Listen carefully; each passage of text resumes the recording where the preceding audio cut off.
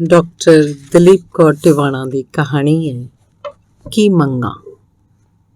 ਜਦੋਂ ਗੀਤਾ ਦੀ ਬਦਲੀ ਅੰਬਾਲੇ ਸ਼ਹਿਰ ਦੀ ਹੋਈ ਤਾਂ ਉਹਨੇ ਥੋੜਾ ਸੁੱਖ ਦਾ ਸਾਹ ਲਿਆ ਕਿ ਸ਼ਹਿਰ ਹੋਣ ਕਰਕੇ ਲੋਕ ਮਾੜੇ ਮੋਟੇ ਤਹਿਜ਼ੀਬ ਵਾਲੇ ਹੋਣਗੇ। ਇਸ ਪਿੰਡ 'ਚ ਆ ਕੇ ਉਹ ਡਾਢੀ ਔਖੀ ਹੋ ਗਈ ਸੀ। ਪਤਾ ਹੋਣ ਦੇ ਬਾਵਜੂਦ ਵੀ ਆਂਢਣਾ ਗੁਆਂਢਣਾ ਆਨੀ ਬਹਾਨੇ ਮੁੜ ਪੁੱਛਦੀਆਂ ਰਹਿੰਦੀਆਂ ਕਿ ਬੀਬੀ ਤੂੰ ਵਿਆਹੀ ਹੋਈ ਹੈ, ਫਿਰ ਸੁੱਖ ਨਾਲ ਢੂਮ ਛੱਲਾ ਕਿਉਂ ਨਹੀਂ ਪਾ ਕੇ ਰੱਖਦੀ? ਗੱਭਰੂ ਕਿੱਥੇ ਰਹਿੰਦਾ ਹੈ? ਤੇਰੀ ਤਾਂ ਕਦੇ ਚੰਦਰਾ ਖਬਰਸਾਰ ਵੀ ਨਹੀਂ ਪੁੱਛਣ ਆਉਂਦਾ। ਕੀ ਗੱਲ ਹੈ, ਕੋਈ ਗੁੱਸਾ ਗਿਲਾ ਹੋ ਗਿਆ? ਆਹੋ ਭਾਈ, ਹੋਰ ਸੁੱਖ ਬਾਬੇ ਨੂੰ ਥੋੜੇ ਕੋਈ ਇਹਨਾਂ ਨੌਕਰੀਆਂ ਦੀ ਖੇਹ ਛਾਣਦਾ ਫਿਰਦਾ, ਆਪ ਹੀ ਉਹਨਾਂ 'ਚੋਂ ਕੋਈ ਜਵਾਬ ਦੇ ਦਿੰਦੀ। ਗੀਤਾ ਬਥੇਰਾ ਮਨ ਨੂੰ ਆਖਦੀ ਕਿ ਮੈਂ ਤਾਂ ਕਿਸੇ ਤਰ੍ਹਾਂ ਵੀ ਕਸੂਰਵਾਰ ਨਹੀਂ। ਫਿਰ ਵੀ ਜਦੋਂ ਕੋਈ ਅਜਿਹੀ ਗੱਲ ਕਰਦਾ ਉਹਦਾ ਤਰਾਹ ਨਿਕਲ ਜਾਂਦਾ। ਉਹ ਅੰਦਰੇ ਅੰਦਰ ਲਰਜ਼ਾ ਜਾਂਦੀ, ਉਹਦਾ ਦਮ ਘੁੱਟਦਾ, ਉਹਦੇ ਮੱਥੇ ਤੇ ਤਰੇਲੀ ਆ ਜਾਂਦੀ। ਪਰ ਇੱਕ ਜਨਾਨੀਆਂ ਸਨ ਜੋ ਮੁੜ ਇਹੀ ਗੱਲਾਂ ਚਾਹੁੰਦੀਆਂ, ਜਿਨ੍ਹਾਂ ਦਾ ਕੋਈ ਚੱਜ ਦਾ ਜਵਾਬ ਉਹਦੇ ਕੋਲੋਂ ਬਣ ਨਹੀਂ ਸੀ ਆਉਂਦਾ। ਫਿਰ ਉਹਨੇ ਕੰਨੀ ਭਿਣਕਾਂ ਪੈਣ ਲੱਗੀਆਂ ਕਿ ਲੋਕੀ ਆਂਦੇ ਸਨ, ਖਬਰੇ ਕਿਹੋ ਜਿਹੀ ਹੈ ਜੋ ਆਦਮੀ ਨੇ ਛੱਡ ਦਿੱਤੀ ਹੈ। ਸਾਡੇ ਜਵਾਕਾਂ ਨੂੰ ਇਹਨੇ ਕੀ ਮੱਤ ਦੇਣੀ ਹੈ ਜਿਹੜੀ ਆਪ ਹੀ ਆਪਣੇ ਘਰ ਨਹੀਂ ਵਸੀ। ਇਹ ਚਾਰ ਪੈਸੇ ਕਮਾਉਣ ਵਾਲੀਆਂ ਵੀ ਕਦੇ ਕਿਸੇ ਦੇ ਕਹਿਣੇ 'ਚ ਰਹੀਆਂ ਨੇ। ਆਦ ਬੋਲ ਉਹ ਸੁਣਦੀ ਤੇ ਕਾਲਜਾ ਘੁੱਟ ਕੇ ਰਹਿ ਜਾਂਦੀ। ਫਿਰ ਗੀਤਾ ਨੇ ਦੇਖਿਆ ਕਈ ਮਰਦ ਉਹਦੇ ਵੱਲ ਭੁੱਖੀਆਂ ਨਜ਼ਰਾਂ ਨਾਲ ਤੱਕਦੇ, ਜਿਵੇਂ ਨਖਸਮੀ ਖੇਤੀ ਵੱਲ ਤੱਕ ਬਹੁਤਿਆਂ ਦੀ ਨੀਂਦ ਫਿੱਟ ਜਾਂਦੀ ਹੈ। ਉਹ ਅੰਦਰੇ ਅੰਦਰ ਕੰਬ ਜਾਂਦੀ। ਫਿਰ ਇੱਕ ਦਿਨ ਅੱਧੀ ਰਾਤ ਉਹਦੇ ਘਰ ਦਾ ਬੂਹਾ ਖੜਕਿਆ। ਉਹਨੇ ਖੋਲ੍ਹਿਆ, ਕੋਈ ਨਾ, ਪਰ ਸਾਰੀ ਰਾਤ ਬੈਠ ਉਹ ਪਾਠ ਕਰਦੀ ਰਹੀ। ਦੂਜੇ ਦਿਨ ਬੂਹਾ ਫੇਰ ਖੜਕਿਆ।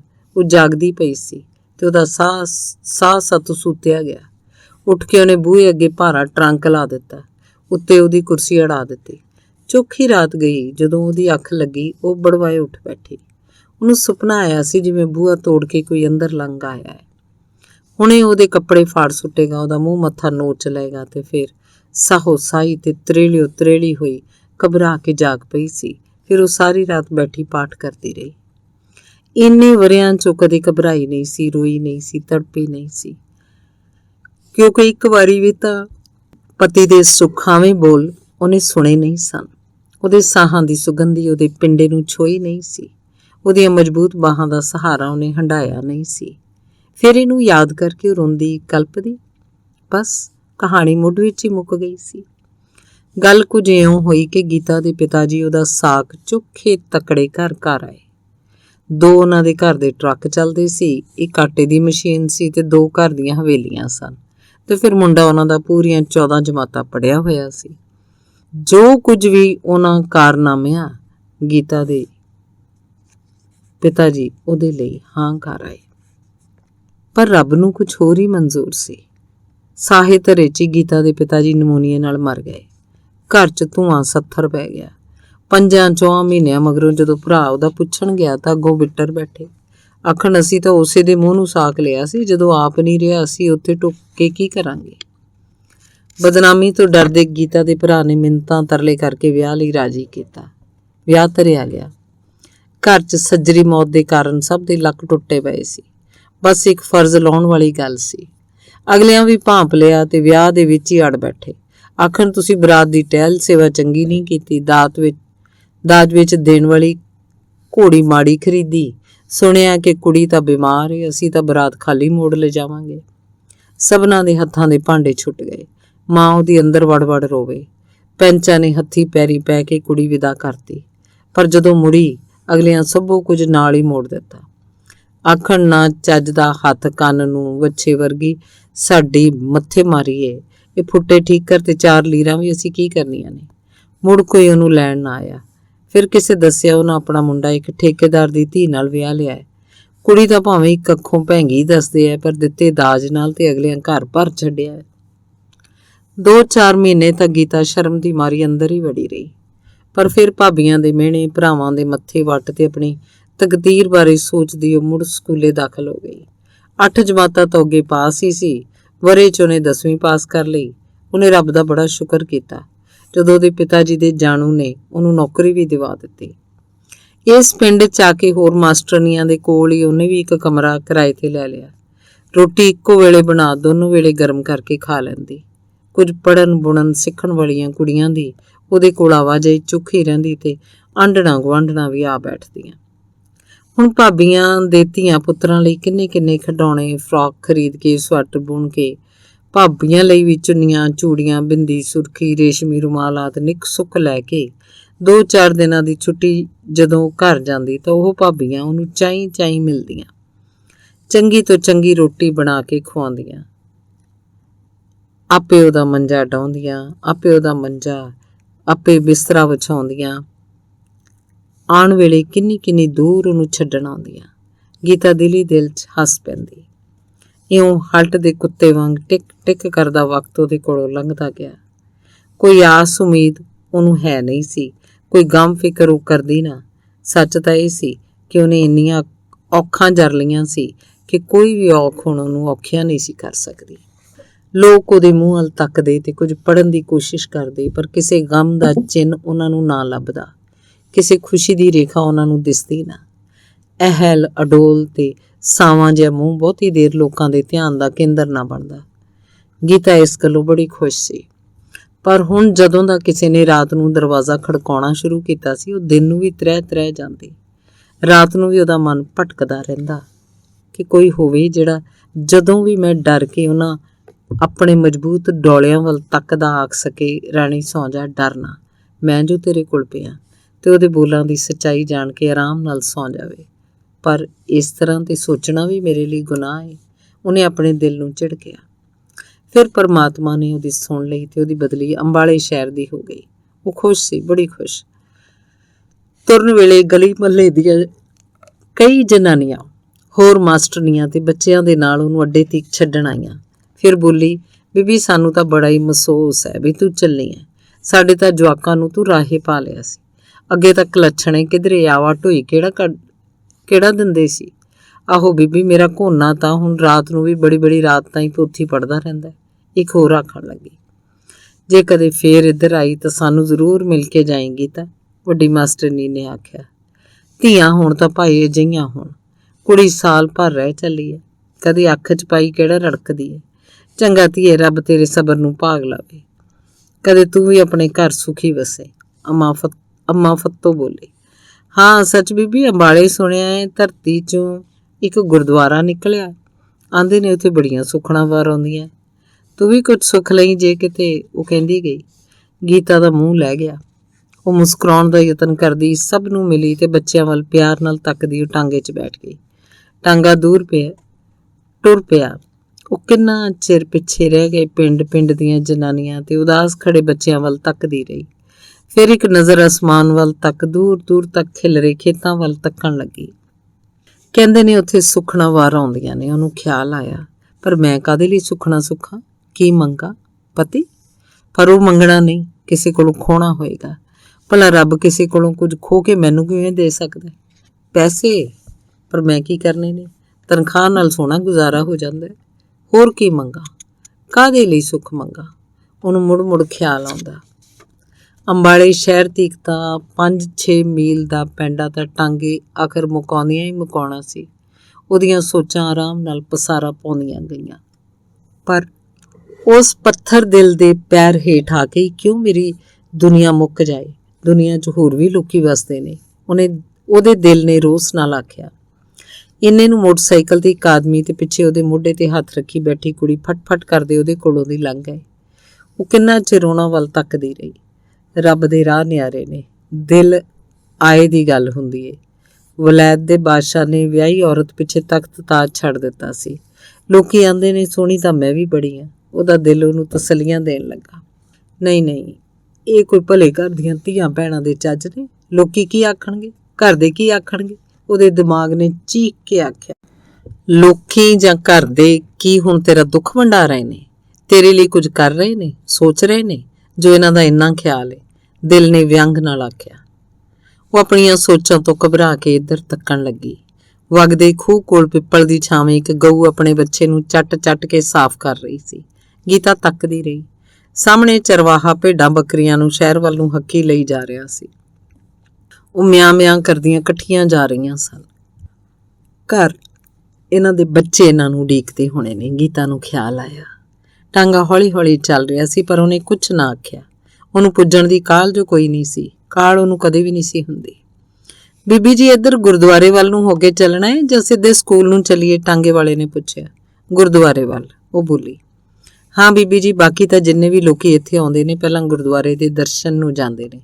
ਧਰਤੀ ਵਿੱਚੋਂ ਨਿਕਲੇ ਆਏ ਪੌਣੀਆਂ ਪੂਰੀਆਂ ਹੁੰਦੀਆਂ ਨੇ, ਉਸ ਦੱਸਿਆ।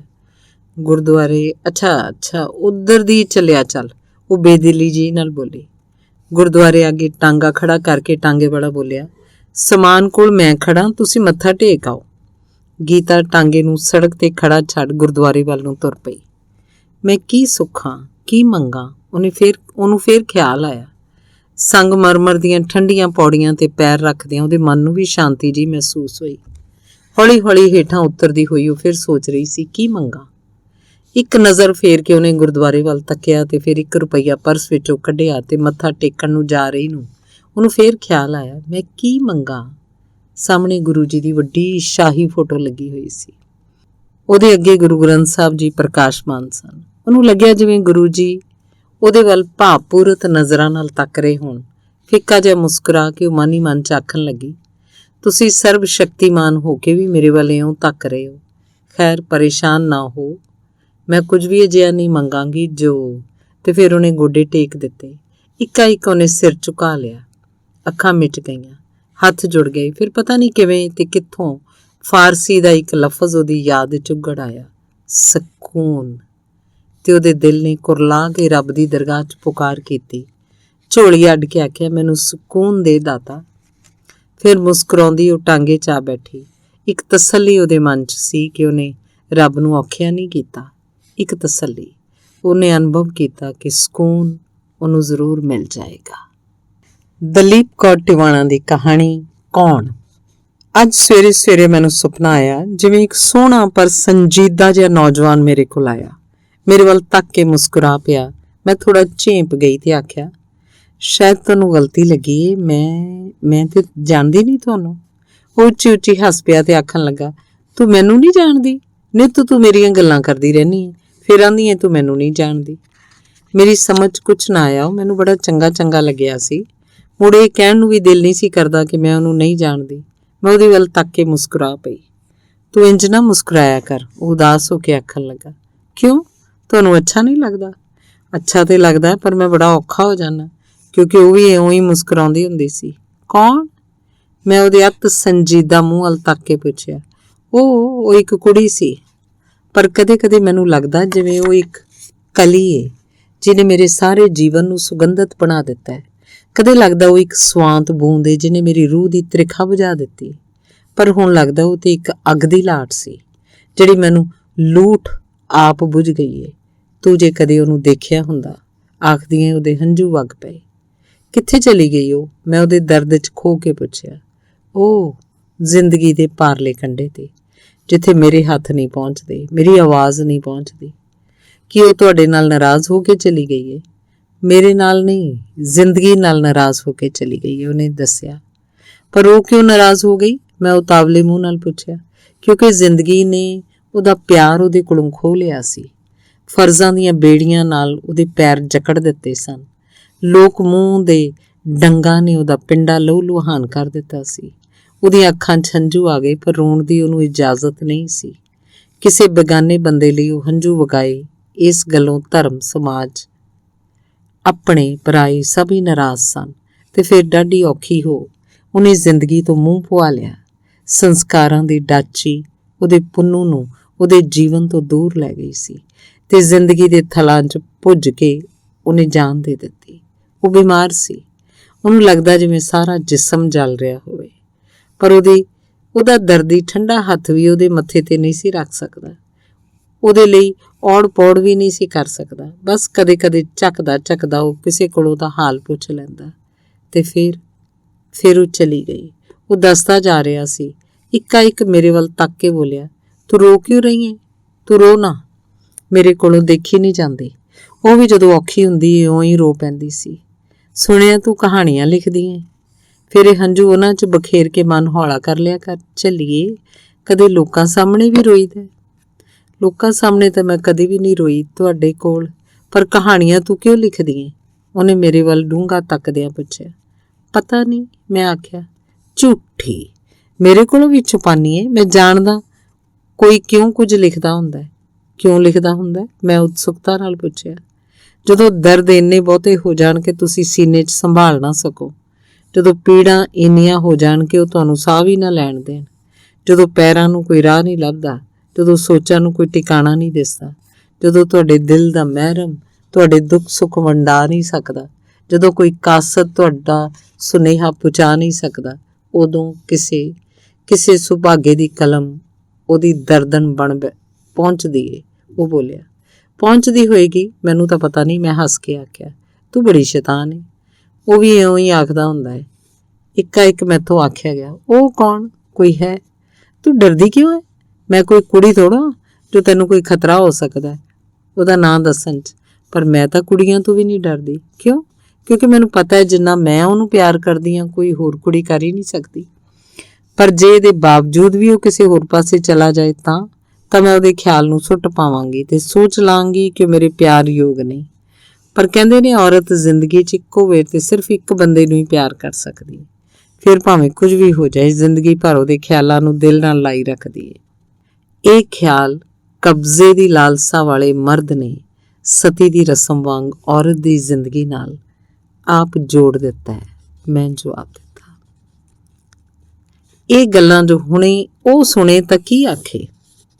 ਉਹ ਹੈਰਾਨੀ ਨਾਲ ਮੇਰੇ ਵੱਲ ਤੱਕਦਾ ਬੋਲਿਆ, ਉਹ ਇਹ ਸਭ ਜਾਣਦਾ ਏ। ਉਹ ਕਦੇ ਵੀ ਮੈਨੂੰ ਕੁਝ ਨਹੀਂ ਆਖਦਾ, ਸਗੋਂ ਇਹੀ ਖਿਆਲ ਉਹਨੂੰ ਥਾਂ ਸਿਰ ਰੱਖਦਾ ਹੈ।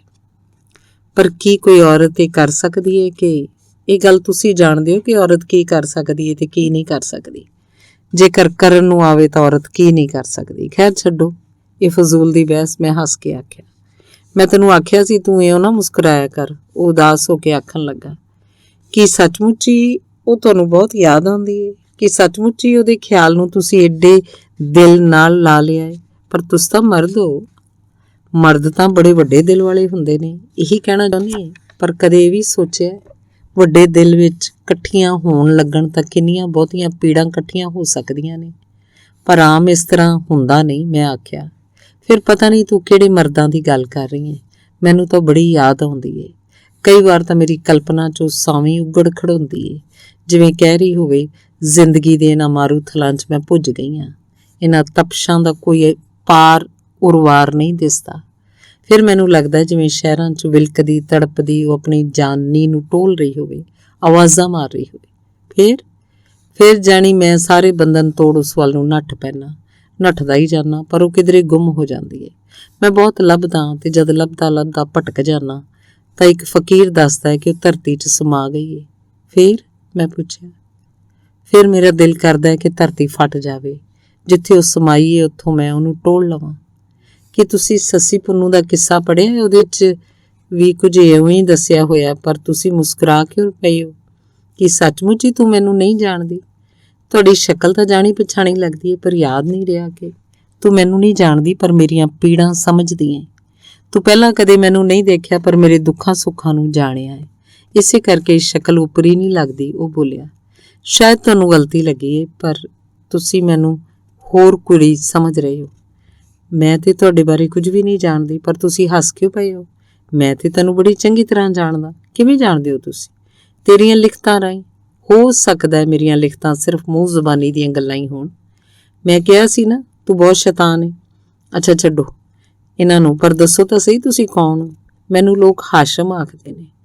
ਹਾਸ਼ਮ? ਮੈਂ ਚੌਂਕ ਕੇ ਉੱਪਰ ਤੱਕਿਆ। ਜਦੋਂ ਉੱਪਰ ਤੱਕਿਆ ਪਤਾ ਲੱਗਾ ਕਿੱਡੀਆਂ ਧੁੱਪਾਂ ਚੜ੍ਹ ਆਈਆਂ ਸਨ। ਦੀਪ ਭੈਣ ਜੀ, ਅੱਜ ਅਸੀਂ ਸਾਰਿਆਂ ਨੇ ਤੁਹਾਨੂੰ ਲੰਡੀ ਚੂਹੀ ਦੇ ਦਿੱਤੀ ਏ। ਤੁਸੀਂ ਸਭ ਦੇ ਪਿੱਛੋਂ ਸੁੱਤੇ ਉੱਠੇ ਹੋ। ਕੋਲ ਦੇ ਮੰਜੇ ਦੇ ਰਜਾਈ 'ਚ ਬੈਠੇ ਪੜ੍ਹ ਰਹੇ ਵੀਰੇ ਨੇ ਆਖਿਆ। ਤਾਂ ਕਿ ਹਾਸ਼ਮ ਬਾਰੇ ਮੈਨੂੰ ਸੁਪਨਾ ਆਇਆ ਸੀ? ਪਰ ਸੁਪਨੇ ਦੀਆਂ ਗੱਲਾਂ ਤਾਂ ਇਉਂ ਯਾਦ ਨਹੀਂ ਰਹਿੰਦੀਆਂ ਹੁੰਦੀਆਂ। ਰਾਤੀ ਦੇਰ ਤੱਕ ਮੈਂ ਹਾਸ਼ਮ ਦੀ ਸੱਸੀ ਪੜ੍ਹਦੀ ਰਹੀ ਸਾਂ। ਅੰਤ ਤੇ ਜਦੋਂ ਦਰਦ ਸੋਜ਼ ਦੀ ਇੰਤਹਾ ਦੇ ਕਾਰਨ ਉਹਦੀ ਕਵਿਤਾ ਨਾ ਰਹਿ ਕੇ ਉਹਦੇ ਮਨ ਦਾ ਵਿਰਲਾਪ ਬਣ ਗਈ ਤਾਂ ਮੈਨੂੰ ਖਿਆਲ ਆਇਆ ਸੀ ਕਿ ਹਾਸ਼ਮ ਏਡੀ ਦਰਦ ਭਰੀ ਕਵਿਤਾ ਕਿਵੇਂ ਲਿਖ ਲੈਂਦਾ ਸੀ। ਸ਼ਾਇਦ ਇਸੇ ਸਵਾਲ ਦੇ ਕਾਰਨ ਅੱਜ ਸਵੇਰੇ ਜਾਗਦਿਆਂ ਸੁੱਤਿਆਂ ਹਾਸ਼ਮ ਮੇਰੀ ਕਲਪਨਾ 'ਚ ਉੱਗੜ ਖਲੋਤਾ ਸੀ ਤੇ ਪੁੱਛਣ ਲੱਗ ਪਿਆ ਸੀ, ਜਾਣਦੀ ਹੈ ਮੈਂ ਕੌਣ ਆ? ਕਹਾਣੀ ਹੈ ਆਈ ਹੋਸ਼ ਟਿਕਾਣੇ। ਨੀਰਾ ਦੀਆਂ ਅੱਖਾਂ ਛਲਕ ਪਈਆਂ। ਆਪਣੇ ਆਪ ਨੂੰ ਸੰਭਾਲਦਿਆਂ ਉਹਦੀਆਂ ਭੁੱਬਾਂ ਨਿਕਲ ਗਈਆਂ। ਆਪਣੇ ਜ਼ਖਮੀ ਵਿਸ਼ਵਾਸ ਨੂੰ ਉਹ ਕਿਵੇਂ ਸੰਭਾਲਦੀ? ਪਤੀ ਪਰਮੇਸ਼ਰ ਕਰਕੇ ਜਿਹਨੂੰ ਉਹ ਪੂਜਦੀ ਰਹੀ, ਉਹ ਅੱਜ ਉਹਦੇ ਜਜ਼ਬਾਤ ਨਾਲ ਖੇਡ ਰਿਹਾ ਸੀ। ਮੈਂ ਕਦੇ ਕਿਸੇ ਨਾਲ ਧੋਖਾ ਨਹੀਂ ਕੀਤਾ, ਫਿਰ ਮੇਰੇ ਨਾਲ ਜ਼ਿੰਦਗੀ ਦਾ ਸਭ ਤੋਂ ਵੱਡਾ ਧੋਖਾ ਕਿਉਂ ਹੋ ਰਿਹਾ ਹੈ? ਦੇਵ, ਤੁਹਾਨੂੰ ਉਸ ਰੱਬ ਦੇ ਰੂਬਰੂ ਜਿਹਦੇ ਸਾਹਮਣੇ ਮੇਰਾ ਲੜ ਫੜਿਆ ਸੀ, ਇਹਦਾ ਜਵਾਬ ਦੇਣਾ ਪਏਗਾ। ਨੀਰਾ ਨੇ ਤਿਲ ਮਿਲਾ ਕੇ ਸੋਚਿਆ। ਚਿੱਠੀ ਨੂੰ ਉਹਨੇ ਅਨੇਕਾਂ ਵਾਰ ਪੜ੍ਹਿਆ ਤੇ ਹਰ ਵਾਰੀ ਇਉਂ ਲੱਗਦਾ ਜਿਵੇਂ ਕਿਸੇ ਨੇ ਮਗਦਾ ਕੋਲਾ ਉਹਦੇ ਸੀਨੇ ਤੇ ਰੱਖ ਦਿੱਤਾ ਹੋਵੇ। ਸਿਰਨਾਵਾਂ ਵੀ ਠੀਕ ਸੀ ਤੇ ਉਸ ਦਿਨ ਉਹ ਪੁੱਛਦੇ ਵੀ ਸਨ ਕਿ ਕੋਈ ਚਿੱਠੀ ਤਾਂ ਨਹੀਂ ਆਈ। ਪਰ ਕੌਣ ਹੋ ਸਕਦੀ ਏ ਇਹਨਾਂ ਨੂੰ ਇਉਂ ਲਿਖਣ ਵਾਲੀ ਕਿ ਤੁਹਾਡੇ ਬਗੈਰ ਜ਼ਿੰਦਗੀ ਦਾ ਹਰ ਪਲ ਵੀਰਾਨੀਆਂ 'ਚ ਖੋ ਜਾਂਦਾ ਹੈ। ਤੁਹਾਡੀ ਲਿਆਂਦੀ ਸਾੜੀ ਨੂੰ ਦੇਖ ਕੇ ਮਨ ਨੂੰ ਤਸੱਲੀ ਕਰ ਲੈਂਦੀ ਹਾਂ। ਤੁਹਾਡੀਆਂ ਮਜਬੂਰੀਆਂ ਦਾ ਵੀ ਮੈਨੂੰ ਅਹਿਸਾਸ ਏ। ਫਿਰ ਵੀ ਮੇਰੇ ਤਾਂ ਤੁਸੀਂ ਹੀ ਸਭ ਕੁਝ ਹੋ। ਤੇ ਉਹ ਸੋਚਣ ਲੱਗੀ, ਭਾਵੇਂ ਕਿਸੇ ਵੇਲੇ ਜਦੋਂ ਹਰਦੇਵ ਮਾਪਿਆਂ ਨਾਲ ਲੜ ਘਰੋਂ ਤੁਰ ਆਇਆ ਸੀ ਤੇ ਨੌਕਰੀ ਅਜੇ ਮਿਲੀ ਨਹੀਂ ਸੀ, ਤਾਂ ਵੀ ਖਾਲੀ ਘਰ ਵੱਲ ਤੱਕ ਕੋਈ ਗਿਲਾ ਨਾ ਕੀਤਾ, ਕਿਉਂਕਿ ਉਹਦੀਆਂ ਅੱਖਾਂ ਸੰਤੁਸ਼ਟ ਸੁਪਨਿਆਂ ਨਾਲ ਭਰੀਆਂ ਰਹਿੰਦੀਆਂ ਸਨ।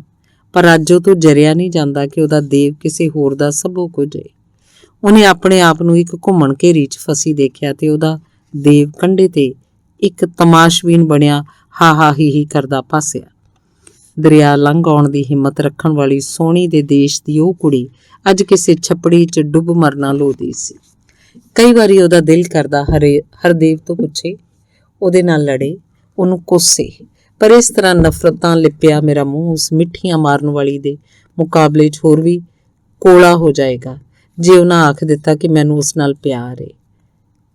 ਕੀ ਆਖਦੀ ਏ? ਫਿਰ ਮੈਂ ਕੀ ਆਖਾਂਗੀ? ਆਖਣਾ ਮੈਂ ਕੀ ਏ? ਬਸ ਇੱਕ ਤਰਲਾ ਏ, ਇੱਕ ਫਰਿਆਦ ਏ ਕਿ ਤੂੰ ਕਿਸੇ ਅਵਾਰਾ ਕੁੜੀ ਪਿੱਛੇ ਆਪਣਾ ਘਰ ਜਲਾ ਰਿਹਾ ਹੈ, ਕਿਉਂਕਿ ਤੇਰੇ ਘਰ ਦਾ ਕੰਮ ਕਰਦੀ ਤੇਰੇ ਬੱਚੇ ਜੰਮਦੀ ਤੇ ਫਿਰ ਉਹਨਾਂ ਨੂੰ ਪਾਲਦੀ ਮੈਂ ਰੁਲ ਗਈ ਹਾਂ। ਮੇਰੀ ਜਵਾਨੀ ਵੀ ਕਸ਼ਿਸ਼ ਖੋ ਬੈਠੀ ਏ, ਮੇਰੇ ਰੰਗ ਰੂਪ ਦਾ ਨਿਖਾਰ ਲੈ ਗਿਆ, ਪਰ ਮੇਰਾ ਇਸ 'ਚ ਕੀ ਕਸੂਰ ਏ? ਨੀਰਾ ਸੋਚਦੀ ਰਹਿੰਦੀ। ਕਈ ਵਾਰੀ ਉਹ ਹਰਦੇਵ ਦੇ ਮੂੰਹ ਵੱਲ ਕਿੰਨਾ ਚਿਰ ਤੱਕਦੀ ਰਹਿੰਦੀ। ਉਹਦਾ ਦਿਲ ਕਰਦਾ ਰੋ ਕੇ ਉਹਨੂੰ ਆਖੇ, ਤੇਰੇ ਮਨ 'ਚ ਭਟਕਣ ਕਿਉਂ ਪੈਦਾ ਹੋ ਗਈ ਏ, ਜਿਹਨੂੰ ਤੂੰ ਅੱਗ ਨਾਲ ਖੇਡ ਕੇ ਮਿਟਾਉਣਾ ਲੋਚਦਾ ਹੈ? ਦੇਵ, ਤੂੰ ਦੇਖਦਾ ਨਹੀਂ ਕੋਈ ਤੂਫਾਨ ਚੜ੍ਹ ਆਇਆ, ਕੋਈ ਹਨੇਰੀ ਝੁੱਲ ਪਈ ਏ, ਲਹਿਰਾਂ ਪ੍ਰਬਲ ਹੁੰਦੀਆਂ ਜਾ ਰਹੀਆਂ ਨੇ, ਇਹ ਤੈਨੂੰ ਮੈਥੋਂ ਦੂਰ ਲਈ ਜਾ ਰਹੀਆਂ ਨੇ, ਮੇਰਾ ਦਮ ਘੁੱਟ ਰਿਹਾ। ਦੇਵ, ਮੇਰੀ ਤਾਂ ਦੁਨੀਆ ਹੀ ਤੂੰ ਹੈ। ਮੈਂ ਕਿਵੇਂ ਸਹਿ ਲਵਾਂ ਜਦੋਂ ਘਰ ਬੈਠੀ ਮੈਂ ਤੈਨੂੰ ਉਡੀਕ ਰਹੀ ਹਾਂ, ਉਸ ਵੇਲੇ ਤੂੰ ਕਿਸੇ ਹੋਰ ਕੋਲ ਬੈਠਾ ਹੋਵੇਂ ਜਾਂ ਉਹਦੇ ਲਈ ਚੀਜ਼ਾਂ ਖਰੀਦ ਰਿਹਾ ਹੁੰਦਾ ਹੈ। ਪਰ ਮੈਂ ਤੈਨੂੰ ਦੱਸਾਂ ਦੇਵ, ਇਹ ਤੇ 4 ਦਿਨ ਦੀ ਚਾਂਦਨੀ ਹੁੰਦੀ ਏ ਜਿਹਦੇ ਪਿੱਛੇ ਤੂੰ ਜ਼ਿੰਦਗੀ ਭਰ ਦਾ ਹਨੇਰਾ ਸਹੇੜ ਰਿਹਾ। ਤੈਨੂੰ ਪਤਾ ਨਹੀਂ ਇਹਨਾਂ ਉੱਪਰ ਦਿਸਦੀਆਂ ਸੋਹਣੀਆਂ ਦੇ ਦਿਲ ਕਿੱਡੇ ਕਾਲੇ ਹੁੰਦੇ ਨੇ, ਤੇ ਬੜੀ ਵਾਰੀ ਇਹ ਕਿਸੇ ਦੇ ਜਜ਼ਬਾਤ ਨਾਲ ਖੇਡਣ ਵਾਲੇ ਮਰਦਾਂ ਨਾਲ ਵੀ ਖੇਡ ਜਾਂਦੀਆਂ ਨੇ। ਮੈਂ ਨਹੀਂ ਚਾਹੁੰਦੀ ਇਹਦੀ ਕਿਸੇ ਖੇਡ ਦਾ ਤੂੰ ਸ਼ਿਕਾਰ ਹੋਵੇਂ। ਤੇਰੀਆਂ ਨਜ਼ਰਾਂ ਦੀ ਲੋ ਕਿਸੇ ਹੋਰ ਪਾਸੇ ਜਾਣ ਕਰਕੇ ਮੇਰੇ ਘਰ ਨੂੰ ਹਨੇਰਾ ਛਾ ਰਿਹਾ ਹੈ, ਇੱਕ ਭੁੱਖ ਪਸਰਦੀ ਜਾ ਰਹੀ ਹੈ। ਕੀ ਬਣੂ ਮੇਰਾ? ਕੀ ਬਣੂ ਤੇਰੇ ਬੱਚਿਆਂ ਦਾ? ਆਖਰ ਤੇਰਾ ਵੀ ਕੀ ਬਣੂ? ਰਾਤ ਚੁੱਕ ਹੀ ਲੰਘ ਗਈ। ਨੀਰਾ ਮੁੜ ਦਰਵਾਜ਼ੇ ਦੀਆਂ ਹੱਟਾਂ ਲੈਂਦੀ ਰਹੀ, ਪਰ ਪਤੀ ਉਹਦਾ ਅਜੇ ਵੀ ਨਹੀਂ ਸੀ ਆਇਆ। ਉਹਦਾ ਦਿਲ ਕੀਤਾ ਅੱਗ ਲਾ ਕੇ ਸਭ ਕੁਝ ਸਾੜ ਦੇਵੇ, ਆਪ ਵੀ ਵਿੱਚ ਹੀ ਸੜ ਜਾਏ। ਆਖਰ ਮੈਂ ਕਿਹਦੇ ਲਈ ਜਿਉਣਾ ਹੈ, ਕਾਹਦੇ ਲਈ ਜਿਉਣਾ ਹੈ? ਇੰਨੇ ਨੂੰ ਛੋਟਾ ਕਾਕਾ ਰੋਣ ਲੱਗ ਪਿਆ। ਉਹਨੇ ਇੱਕ ਮਾਰੀ ਚਪੇੜ ਉਹਦੇ। ਤੁਸੀਂ ਮੇਰੇ ਹੀ ਜੰਮਣਾ ਸੀ? ਆਖੋ ਗੁੱਡੀ ਨੂੰ ਝਿੜਕਣ ਲੱਗੀ ਕਿ ਕਿਉਂ ਨਹੀਂ ਕਾਕੇ ਨੂੰ ਉੱਪਰ ਲੈ ਜਾ ਕੇ ਚੁੱਪ ਕਰਵਾ ਲੈਂਦੀ। ਕਿੰਨੇ ਦਿਨ ਹੋਏ ਘਰ ਦੀ ਵੀ ਝਾੜ ਪੋਚ ਨਹੀਂ ਸੀ ਕੀਤੀ, ਕੱਪੜੇ ਵੀ ਇਸਤਰੀ ਨਹੀਂ ਸੀ ਹੋਏ, ਅੰਬੀਆਂ ਕੱਟੀਆਂ ਖਰਾਬ ਹੋ ਰਹੀਆਂ ਸਨ, ਉਹਨਾਂ 'ਚ ਮਸਾਲਾ ਨਹੀਂ ਸੀ ਰਲਾਇਆ ਗਿਆ। ਕਿਸੇ ਵੀ ਕੰਮ ਨੂੰ ਉਹਦੀ ਵੱਡੀ ਰੂਹ ਕਿਹੜਾ ਕਰਦੀ ਸੀ। ਉਹ ਸਤਵੰਤ ਦੀ ਚਿੱਠੀ ਦਾ ਜਵਾਬ ਵੀ ਨਹੀਂ ਦਿੱਤਾ, ਨਾਰਾਜ਼ ਹੋਏਗੀ। ਉਹਨੂੰ ਲਿਖ ਦੇਵਾਂ, ਕੀ ਲਿਖਾਂ? ਆਖਰ ਤੱਕ ਕਰਦੀ ਉਹ ਚਿੱਠੀ ਲਿਖਣ ਬੈਠ ਗਈ। ਲਿਖਿਆ, ਪਿਆਰੀ ਸਤਵੰਤ, ਚਾਹੁੰਦੀ ਹਾਂ ਕੋਈ ਸੁਖਾਵੀਂ ਯਾਦ ਭੇਜਾਂ, ਪਰ ਅੱਜ ਮੈਂ ਤੈਨੂੰ ਜ਼ਿੰਦਗੀ ਦੀਆਂ ਸਭ ਤੋਂ ਔਖੀਆਂ ਯਾਦਾਂ ਭੇਜ ਰਹੀ ਹਾਂ। ਦੇਵ ਬਾਬਤ ਮਾੜੀਆਂ ਭਿਣਕਾਂ ਮੈਨੂੰ ਪਹਿਲਾਂ ਵੀ ਪੈਂਦੀਆਂ ਰਹੀਆਂ, ਪਰ ਉਹਨਾਂ ਨੂੰ ਮੈਂ ਕਦੇ ਵੀ ਯਕੀਨ ਨਾ ਬਣਨ ਦਿੱਤਾ। ਕਈ ਵਾਰੀ ਇਨਸਾਨ ਆਪਣੇ ਆਪ ਨੂੰ ਵੀ ਧੋਖਾ ਦੇ ਲੈਣਾ ਚਾਹੁੰਦਾ ਹੈ। ਇਹਨਾਂ ਗੱਲਾਂ ਨੂੰ ਗਲਤ ਕਹਿ ਕੇ ਮੈਂ ਦੂਰ ਧਕੇਲਦੀ ਰਹੀ, ਪਰ ਹੁਣ ਇਹ ਕਹਾਣੀ ਮੇਰੀਆਂ ਅੱਖਾਂ ਅੱਗੇ ਉਸਰ ਖਲੋਤੀ ਏ। ਮੈਂ ਘਬਰਾ ਕੇ ਉਹਨੂੰ ਕੱਟ ਦੇਣਾ ਚਾਹਿਆ, ਪਰ ਲੱਗਦਾ ਉਹ ਮੇਰੇ ਨਾਲੋਂ ਉੱਚੀ ਏ, ਮੇਰੇ ਹੱਥਾਂ ਨਾਲੋਂ ਉੱਚੀ, ਮੇਰੇ ਸਿਰ ਨਾਲੋਂ ਉੱਚੀ ਤੇ ਮੇਰੀਆਂ ਨਜ਼ਰਾਂ ਨਾਲੋਂ ਵੀ ਉੱਚੀ। ਲੱਗਦਾ ਜਿਵੇਂ ਉਹ ਕਹਾਣੀ ਮੇਰਾ ਮਜ਼ਾਕ ਉਡਾ ਰਹੀ ਹੈ। ਮੈਂ ਪੀੜ ਹੋ ਉੱਠੀ ਹਾਂ, ਜਿਵੇਂ ਕਿਸੇ ਜ਼ਹਿਰੀ ਨਾਗ ਨੇ ਮੈਨੂੰ ਡਸ ਲਿਆ ਹੋਵੇ। ਲੱਗਦਾ ਹੈ ਜਿਵੇਂ ਸਭ ਕੁਝ ਜਲ ਰਿਹਾ ਹੈ। ਕਦੇ ਦਿਲ ਕਰਦਾ ਕੁਝ ਖਾ ਕੇ ਮਰ ਜਾਵਾਂ, ਇਹੋ ਜਿਹੇ ਜਿਉਣ ਦਾ ਕੀ ਫਾਇਦਾ। ਪਰ ਫਿਰ ਸੋਚਦੀਆਂ ਇਹਨਾਂ ਨੂੰ ਕੁੜੀਆਂ ਬਥੇਰੀਆਂ, ਪਰ ਜਵਾਕਾਂ ਨੂੰ ਤਾਂ ਮਾਂ ਕਿਧਰੋਂ ਨਹੀਂ ਮਿਲਣ ਲੱਗੀ। ਹੁਣ ਤੇ ਇਹਨਾਂ ਦਾ ਸਧਾਰਨ ਹਾਸਾ ਵੀ ਮੈਨੂੰ ਚੁਭਦਾ ਹੈ, ਜਿਵੇਂ ਮੇਰੇ ਤੇ ਹੱਸ ਰਹੇ ਹੋਣ, ਮੇਰੇ ਭੋਲੇਪਨ ਤੇ, ਮੇਰੀ ਪਤੀ ਪੂਜਾ ਤੇ ਆਪਣੀਆਂ ਚਤਰਾਈਆਂ ਤੇ ਹੱਸ ਰਹੇ ਹੋਣ। ਉਹੀ ਅੱਖਾਂ ਜਿਹੜੀਆਂ ਕਦੇ ਮੇਰੀ ਦੁਨੀਆ ਸਨ, ਮੈਨੂੰ ਓਪਰੀਆਂ ਲੱਗਦੀਆਂ ਨੇ। ਪਤਾ ਨਹੀਂ ਸੱਚਮੁੱਚ ਹੀ ਉਹਨਾਂ ਵਿੱਚੋਂ ਕੁਝ ਗੁਆਚ ਗਿਆ ਜਾਂ ਮੈਨੂੰ ਹੀ ਤੱਕਣ ਦੀ ਜਾਚ ਭੁੱਲ ਗਈ ਹੈ। ਸਮਝ ਨਹੀਂ ਆਉਂਦੀ ਕਿ ਜਿਸ ਰੱਬ ਦੇ ਰੂਬਰੂ ਉਹਨੇ ਵਫਾਦਾਰ ਰਹਿਣ ਦਾ ਪ੍ਰਣ ਕੀਤਾ ਸੀ, ਉਹ ਕਿੱਥੇ ਜਾ ਸੁੱਤਾ ਹੈ। ਕਿਸੇ ਕੁੜੀ ਦੀ ਇਹਨਾਂ ਦੇ ਨਾਂ ਆਈ ਜਦੋਂ ਦੀ ਮੈਂ ਚਿੱਠੀ ਪੜ੍ਹੀ ਏ, ਮੇਰਾ ਚੈਨ ਖੁੱਸ ਗਿਆ, ਭੁੱਖ ਤੇ ਮਰ ਗਈ ਏ। ਮੇਰੇ ਜ਼ਖਮ ਸਵੈਮਾਨ ਵਿੱਚ ਉਤਰਾਟਾਂ ਉੱਠਦੀਆਂ ਨੇ, ਜਿਹੜੀਆਂ ਮੇਰੇ ਅੰਗ ਅੰਗ 'ਚ ਫੈਲ ਕੇ ਪਿੰਜ ਸੁੱਟਦੀਆਂ ਨੇ। ਲੱਗਦਾ ਹੈ ਜੀਵਨ ਦਾ ਇੱਕ ਮੋੜ ਆ ਗਿਆ, ਜਿੱਥੇ ਧੁੰਦ ਪਸਰੀ ਹੋਈ ਏ, ਕੁਝ ਦਿਸਦਾ ਨਹੀਂ, ਰਾਹ ਲੱਭਦਾ ਨਹੀਂ। ਮੇਰੀ ਅੱਖਾਂ ਸਾਹਮਣੇ ਇੱਕ ਦਿਲ ਉੱਜੜ ਰਿਹਾ, ਇੱਕ ਘਰ ਉੱਜੜ ਰਿਹਾ। ਇਹਨਾਂ ਉਜਾੜਾਂ ਦੀਆਂ ਵੀਰਾਨੀਆਂ ਮੈਥੋਂ ਤੱਕੀਆਂ ਨਹੀਂ ਜਾਂਦੀਆਂ। ਪਤਾ ਨਹੀਂ ਕੀ ਹੋਣ ਵਾਲਾ ਹੈ। ਸਤਵੰਤ, ਜੇ ਤੂੰ ਕਦੇ ਆ ਕੇ ਮਿਲ ਜਾਏ, ਮੇਰਾ ਬੜਾ ਦਿਲ ਕਰਦਾ ਹੈ। ਤੇਰੀ ਸੁਖਵਿੰਦਰ। ਚਿੱਠੀ ਲਿਖੋ ਬੰਦ ਕਰਨ ਲਈ ਲਿਫਾਫਾ ਲੱਭਣ ਲੱਗੀ। ਉਹ ਲੱਭ ਹੀ ਰਹੀ ਸੀ ਕਿ ਬਾਹਰ ਕਾਕਾ ਰੂ ਪਿਆ। ਚਿੱਠੀ ਉੱਥੇ ਛੱਡ ਉਹਨੂੰ ਚੁੱਪ ਕਰਾਉਣ ਲਈ ਚਲੀ ਗਈ। ਕਾਕੇ ਨੂੰ ਸਵਾਉਂਦਿਆਂ ਉਹਦੀ ਆਪਣੀ ਅੱਖ ਲੱਗ ਗਈ। ਸੁੱਤਿਆਂ ਉਹਨੂੰ ਸੁਪਨਾ ਆਇਆ ਜਿਵੇਂ ਚੋਰ ਉਹਦਾ ਘਰ ਲੁੱਟੀ ਜਾ ਰਹੇ ਆ। ਉਹ ਬੜਵਾਏ ਉੱਠ ਖੜੀ। ਜਦੋਂ ਅੰਦਰ ਆ ਕੇ ਵੇਖਿਆ, ਉਹਦਾ ਪਤੀ ਸਤਵੰਤ ਨੂੰ ਲਿਖੀ ਚਿੱਠੀ ਪੜ੍ਹ ਰਿਹਾ ਸੀ। ਸੁਖਵਿੰਦਰ ਨੂੰ ਆਈ ਵੇਖ ਉਹ ਲੋਹਾ ਲਾਖਾ ਹੋ ਕੇ ਬੋਲਿਆ, ਤੈਨੂੰ ਸ਼ਰਮ ਨਹੀਂ ਆਉਂਦੀ? ਲੋਕਾਂ ਨੂੰ ਆਪਣੇ ਆਦਮੀ ਬਾਰੇ ਅਜਿਹੀਆਂ ਚਿੱਠੀਆਂ ਲਿਖਦੇ? ਜੇ ਆਦਮੀ ਨੂੰ ਅਜਿਹੀਆਂ ਗੱਲਾਂ ਕਰਦਿਆਂ ਸ਼ਰਮ ਨਹੀਂ ਆਉਂਦੀ ਤਾਂ ਮੈਨੂੰ ਲਿਖਦਿਆਂ ਸ਼ਰਮ ਕਿਉਂ ਆਵੇ? ਉਹ ਵੀ ਖਿੱਚ ਕੇ ਬੋਲੀ, ਤੈਨੂੰ ਕਿਹਨੇ ਕਿਹਾ ਸੀ ਮੇਰੀਆਂ ਚਿੱਠੀਆਂ ਪੜ੍ਹਨ ਨੂੰ? ਮੈਨੂੰ ਕੀ ਖਬਰ ਸੀ ਵਿੱਚੋਂ ਜਵਾਕਾਂ ਦਾ ਬਾਪ ਹੋ ਕੇ ਵੀ ਇਉਂ ਧੱਕੇ ਖਾਂਦੇ ਫਿਰੋਗੇ? ਮੈਂ ਤਾਂ ਸਮਝਿਆ ਚਿੱਠੀ ਘਰ ਦੀ ਹੀ ਹੋਣੀ ਹੈ। ਮੈਨੂੰ ਖਬਰ ਏ ਪ੍ਰੇਮ ਪੱਤਰਕਾਵਾਂ ਆਉਂਦੀਆਂ ਨੇ। ਬਕਵਾਸ ਨਾ ਕਰ ਬਹੁਤਾ, ਉਹ ਆਕੜ ਕੇ ਬੋਲਿਆ। ਮੈਂ ਬਕਵਾਸ ਕਰਦੀ ਹਾਂ? ਸ਼ਰਮ ਨਹੀਂ ਆਉਂਦੀ ਤੁਹਾਨੂੰ? ਉੱਪਰੋਂ ਮੈਨੂੰ ਡਾਂਟਦੇ ਆ। ਇੰਨੀ ਚਬਰ ਜ਼ੁਬਾਨ ਨਾ ਮਾਰ ਕੇ 4 ਥੱਪੜ ਮੈਂ ਹੁਣੇ ਕਰ ਦੂੰ ਦਿਮਾਗ ਟਿਕਾਣੇ। ਆਈ ਹੈ ਵੱਡੀ ਮੇਰੀਆਂ ਖਬਰਦਾਰੀਆਂ ਰੱਖਣ ਵਾਲੀ। ਦਿਮਾਗ ਮੇਰਾ ਨਹੀਂ ਵਿਗੜਿਆ, ਤੁਹਾਡਾ ਹੈ। ਮੈਂ ਕਹਿੰਦਾ ਗੁਆਂਢੀ ਸੁਣਨਗੇ, ਪਰ ਤੂੰ ਛਿੱਤਰਾਂ ਬਿਨਾਂ ਕਾਹਨੂੰ ਲੋਟ ਆਉਣਾ? ਜਾ ਦਫਾ ਹੋ ਜਾ ਮੇਰੀਆਂ ਅੱਖਾਂ ਅੱਗੋਂ, ਨਹੀਂ ਤਾਂ ਮਾਰ ਡੰਡੇ ਕੱਢ ਦਿਉਂ ਘਰੋਂ। ਉਹ ਚੀਕਿਆ। ਡੰਡੇ ਮਾਰਨ ਦੀ ਕੀ ਲੋੜ ਹੈ? ਮੈਂ ਆਪ ਹੀ ਸਵੇਰੇ ਚਲੀ ਜਾਊਂਗੀ। ਮੈਨੂੰ 2 ਰੋਟੀਆਂ ਦਾ ਨਹੀਂ ਤੋੜਾ। ਸਵੇਰੇ ਜਾਂਦੀ ਹੁਣੇ ਤੁਰ ਜਾ, ਲੈ ਜਾ ਆਪਣੇ ਜਵਾਕਾਂ ਨੂੰ ਵੀ। ਜਵਾਕ ਮੈਂ ਪਿੱਛੇੋਂ ਨਹੀਂ ਸੀ ਲਿਆਈ, ਤੁਹਾਡੇ ਹੀ ਨੇ। ਰੱਖੋ ਇਹਨਾਂ ਨੂੰ, ਸੱਦ ਲਿਆਇਓ ਚਿੱਠੀਆਂ ਲਿਖਣ ਵਾਲੀ ਨੂੰ, ਸਾਂਭ ਲੂ ਇਹਨਾਂ ਨੂੰ। ਮੈਂ ਕਹਿੰਦਾ ਬਹੁਤਾ ਨਾ ਭੌਂਕ। ਸੁਖਵਿੰਦਰ ਰੋਂਦੀ ਜਾ ਕੇ ਮੰਜੇ ਤੇ ਪੈ ਗਈ। ਸਾਰੀ ਰਾਤ ਉਹਨੇ ਜਾਗਦਿਆਂ ਪਾਸੇ ਪਰਤਾਉਂਦਿਆਂ ਲੰਘਾਤੀ। ਸਵੇਰੇ ਪਤੀ ਉਹਦਾ ਸੜਦਾ ਕੁੜਦਾ ਦਫ਼ਤਰ ਚਲਾ ਗਿਆ। ਪਿੱਛੋਂ ਬੱਚਿਆਂ ਕੋਲ ਨੌਕਰ ਨੂੰ ਛੱਡ ਉਹ ਪੇਕਿਆਂ ਨੂੰ ਗੱਡੀ ਚੜ੍ਹ ਪਈ। ਰਸਤੇ 'ਚ ਕਈ ਵਾਰੀ ਉਹਨੂੰ ਬੱਚਿਆਂ ਦਾ ਖਿਆਲ ਆਇਆ ਤੇ ਕਾਲਜਾ ਖੁੱਸਿਆ, ਪਰ ਉਹ ਹੌਕੇ ਭਰ ਕੇ ਚੁੱਪ ਕਰ ਗਈ। ਮਾਂ ਉਹਦੀ ਰੁੱਸ ਕੇ ਆਉਣ ਕਾਰਨ ਨਾਰਾਜ਼ ਹੋਈ, ਪਰ ਉਹ ਬੋਲੀ, ਮੈਂ ਨੌਕਰੀ ਕਰ ਲਾਂਗੀ, ਤੁਹਾਡੇ ਤੇ ਬੋਝ ਨਹੀਂ ਬਣਦੀ, ਕਾਹਨੂੰ ਲੜਦੇ ਹੋ? ਸ਼ਾਮ ਨੂੰ ਜਦੋਂ ਪਤੀ ਉਹਦਾ ਦਫ਼ਤਰੋਂ ਘਰ ਪਹੁੰਚਿਆ ਤਾਂ ਨੌਕਰ ਰੋਂਦੇ ਕਾਕੇ ਨੂੰ ਚੁੱਕੀ ਖੜਾ ਫਿਰ ਰਿਹਾ ਸੀ। ਉਹ ਇੱਕੋ ਸਾਏ ਰੋਈ ਜਾ ਰਿਹਾ ਸੀ। ਗੁੱਡੀ ਡਾਕਟਰ ਦੇ ਪੱਟੀ ਕਰਾਉਣ ਗਈ ਸੀ। ਪਤਾ ਨਹੀਂ ਕਿਵੇਂ ਉਹਨੇ ਮਸ਼ੀਨ 'ਚ ਹੱਥ ਦੇ ਲਿਆ ਸੀ। ਕੁੱਕੂ ਨੇ ਬਿਸਤਰੇ ਤੇ ਸਿਆਹੀ ਡੋਲ ਦਿੱਤੀ ਸੀ। ਉਹ ਹਰਖਿਆ ਦੇਖਦਾ ਰਿਹਾ। ਕੁਝ ਚਿਰ ਉਹਨੇ ਕਾਕੇ ਨੂੰ ਫੜਿਆ ਕਿ ਨੌਕਰ ਰੋਟੀ ਤਿਆਰ ਕਰ ਲਵੇ, ਪਰ ਉਹ ਚੁੱਪ ਹੀ ਨਹੀਂ ਸੀ ਕਰ ਰਿਹਾ। ਰੋਟੀਆਂ ਹਟਾ ਕੇ ਕਾਕਾ ਮੁੜ ਉਹਨੂੰ ਚੁਕਵਾ ਦਿੱਤਾ ਤੇ ਰੋਟੀ ਸਾਰੇ ਟੱਬਰ ਦੀ ਹੋਟਲ ਤੋਂ ਆਈ। ਸਵੇਰੇ ਦਫ਼ਤਰ ਜਾਣ ਵੇਲੇ ਜਵਾਕਾਂ ਨੇ ਚੀਕ ਚਿਹਾੜਾ ਪਾਇਆ ਹੋਇਆ ਸੀ। ਚਾਹ ਬਣੀ ਬਣਾਈ ਨੌਕਰ ਤੋਂ ਡੁੱਲ ਗਈ ਸੀ, ਸਗੋਂ ਉਹਦਾ ਹੱਥ ਵੀ ਜਲ ਗਿਆ ਸੀ। ਭੁੱਖੇ ਭਾਣੇ ਉਹਨੂੰ ਦਫ਼ਤਰ ਜਾਣਾ ਪਿਆ ਤੇ ਫਿਰ ਬੱਚਿਆਂ ਦਾ ਖਿਆਲ ਕਰਕੇ 2 ਘੰਟੇ ਪਿੱਛੋਂ ਹੀ ਉਹ ਛੁੱਟੀ ਲੈ ਕੇ ਆ ਗਿਆ। ਸਾਰਾ ਦਿਨ ਬੱਚਿਆਂ ਨੇ ਉਹਦਾ ਨੱਕ 'ਚ ਦਮ ਕਰ ਰੱਖਿਆ। ਰਾਤ ਉਹਨੇ ਜਿਵੇਂ ਲੰਘਾਈ ਤੇ ਅਗਲੇ ਦਿਨ ਸਭਨਾਂ ਨੂੰ ਲੈ ਕੇ ਗੱਡੀ ਚੜ੍ਹ ਪਿਆ। ਉਹਨਾਂ ਸਭ ਨੂੰ ਆਇਆਂ ਤੱਕ ਸੁਖਵਿੰਦਰ ਨੂੰ ਹਾਸਾ ਆ ਗਿਆ। ਬੱਚੇ ਇਉਂ ਚਿੰਬੜੇ ਜਿਵੇਂ ਵਰਿਆਂ ਪਿੱਛੋਂ ਮਿਲੇ ਹੋਣ। ਕੱਲਿਆਂ ਹੋ ਕੇ ਉਹ ਬਾਲਾ ਨੂੰ ਆਖਣ ਲੱਗਾ, ਹਜ਼ੂਰ ਚਲੋ ਅਸੀਂ ਤੋਬਾ ਕਰਦੇ ਹਾਂ। ਨਹੀਂ ਜੀ, ਤੁਸੀਂ ਐਸ਼ਾਂ ਕਰੋ, ਅਸੀਂ ਜਿਵੇਂ ਕਿਵੇਂ ਹੋਊ ਕੱਟ ਲਵਾਂਗੇ। ਪੈਰੀ ਹੱਥ ਲਾਉਂਦੇ ਆ, ਭੁੱਲ ਹੋ ਗਈ, ਬਖਸ਼ੋ। ਚਿੱਠੀ ਵਾਲੀ ਸੱਦ ਲਿਆਓ। ਉਹ ਚਿੱਠੀ ਵਾਲੀ ਦੇ ਮਾਰ ਗੋਲੀ। ਮੈਨੂੰ ਕੀ ਖਬਰ ਸੀ ਸਰਕਾਰਾਂ ਇੰਨੀਆਂ ਨਾਰਾਜ਼ ਹੋ ਜਾਣਗੀਆਂ। ਨਾਰਾਜ਼ ਮੈਂ ਹੋਈ ਸੀ? ਚਲੋ ਬਾਬਾ ਮਾਫ ਵੀ ਕਰੋ, ਗਲਤੀ ਮੇਰੀ ਸਹੀ। ਆ ਗਈ ਹੁਣ ਹੋਸ਼ ਟਿਕਾਣੇ? ਬਾਲਾ ਬੋਲੀ। ਮੈਂ ਪੱਲੇ ਤੈਂਡੇ ਲਾਗਾ ਜੀ, ਹੁਣ ਤੇ ਚੱਲੋ। ਅਗਲੇ ਦਿਨ ਉਹ ਵਾਪਸ ਜਾ ਰਹੇ ਸਨ। ਏਡੇ ਗੁੱਸੇ ਵੀ ਹੋਈਦਾ ਹੈ ਕਿਤੇ। ਉਹ ਬਾਲਾ ਨੂੰ ਆਖਣ ਲੱਗਾ, ਔਰਤ ਦੀ ਤਾਂ ਦੁਨੀਆ ਹੀ ਉਹਦਾ ਪਤੀ ਹੁੰਦਾ ਹੈ। ਉਹ ਕਿਵੇਂ ਜਰ ਲਵੇ ਕਿ ਅੱਛਾ ਬਾਬਾ ਭੁੱਲਿਆਂ ਨੂੰ ਬਖਸ਼ੋ। ਬਾਲਾ ਹੱਸ ਪਈ। ਮਾਪਿਆਂ ਨੂੰ ਹੱਸਦੇ ਵੇਖ ਬੱਚੇ ਪ੍ਰਸੰਨ ਅੱਖਾਂ ਨਾਲ ਉਹਨਾਂ ਵੱਲ ਤੱਕਣ ਲੱਗ ਪਏ। ਧੰਨਵਾਦ।